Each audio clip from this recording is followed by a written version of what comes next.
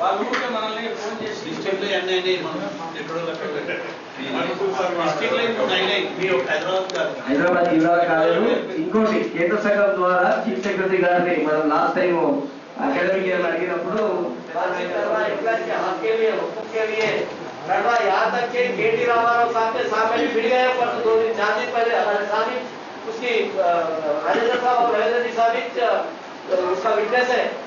क्योंकि आदमी कितना भी बड़ा रहे तो हमारा काम क्या है, हम हमारे इज्जत के दायरे में रहेंगे, विटनेस मैनर में बात करना है। और हम हैदराबाद डिस्ट्रिक्ट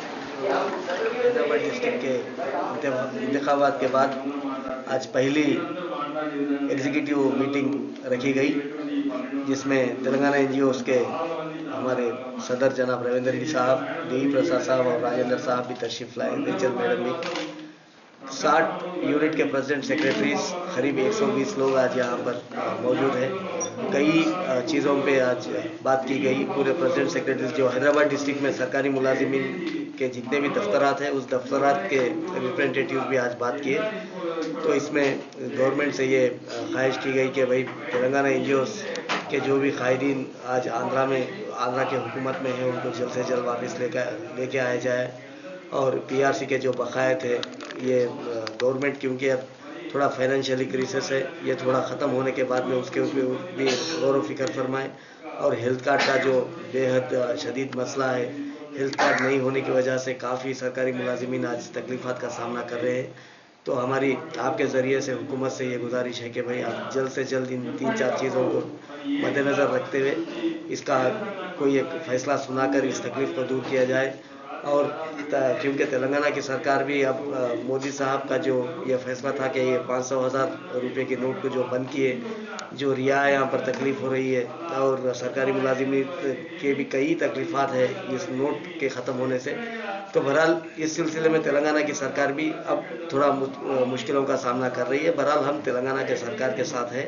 आज पूरे लोग जितने भी आज हैदराबाद के मुलाजिमीन है, करीब 6,000 मुलाजिमीन, हम जनाब KCR साहब के सदारत को और उनके जो डिसीजन है उस डिसीजन को हम आपके ज़रिए से हम भी मानने के लिए तैयार हैं। बहरहाल जो भी तकलीफ़ात हैं हम उनका साथ देने के लिए तैयार हैं। बहरहाल सरकारी मुलाजिमीन के जो तकलीफ़ात हैं उस तकलीफ़ात को हुकूमत से ये हमारी बाइज़्ज़त ये अदबन गुजारिश है कि ये तमाम चीज़ों को दूर किया जाए। इंशाल्लाह आने वाले दिनों में सुनहरे तेलंगाना के लिए भी सरकारी मुलाजिमीन के जानिब से भरपूर कोशिश की जाएगी। Thank you. गुज़िश्ता मीटिंग में आपने बताया था कि आंध्रा में जो लोग फंसे हुए हैं उनको वापस लाने की जो बात की गई थी वो कहाँ तक पहुँची?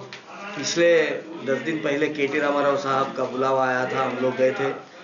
करीब आधा घंटा कई चीज़ों पे कई मरहलों पे बातचीत हुई। तो उनका ये तवक्को दिलाया कि भाई जल्द से जल्द उन लोगों को हम लोग बुलाने की कोशिश करेंगे।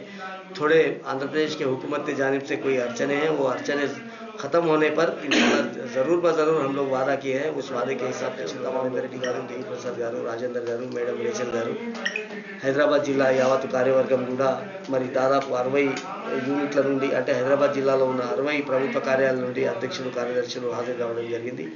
అనేక విషయాలపైన, అనేక కష్టాలపైన, అనేక మరి సమస్యలపైన ఈరోజు చర్చ జరిగింది।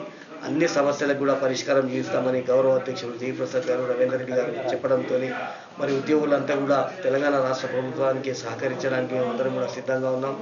గౌరవ ముఖ్యమంత్రి గారు అనేక సంక్షేమ పథకాలు మరి తీస్తూ ఉన్నారు, అన్నిటికీ కూడా మేము మరి ప్రభుత్వ చేతుల వారు ఏ ఆదేశాలు ఇచ్చినా పనిముట్లం కాబట్టి గడప తీసుకుపోయే బాధ్యత మా పైన ఉంటుంది కాబట్టి ఆ బాధ్యతని సక్రమంగా నిర్వహిస్తామని మరి గౌరవ ప్రధానమంత్రి గారు 500,000 రూపాయల నిర్ణయం తీసుకొని ఆ నోటును రద్దు చేసినప్పుడు చాలా తెలంగాణ ప్రజలకు కానీ ఉద్యోగులు కానీ కష్టాలు కన్నీలుగా మారుతున్న సందర్భం మనం అందరం కూడా చూస్తూ ఉన్నాం।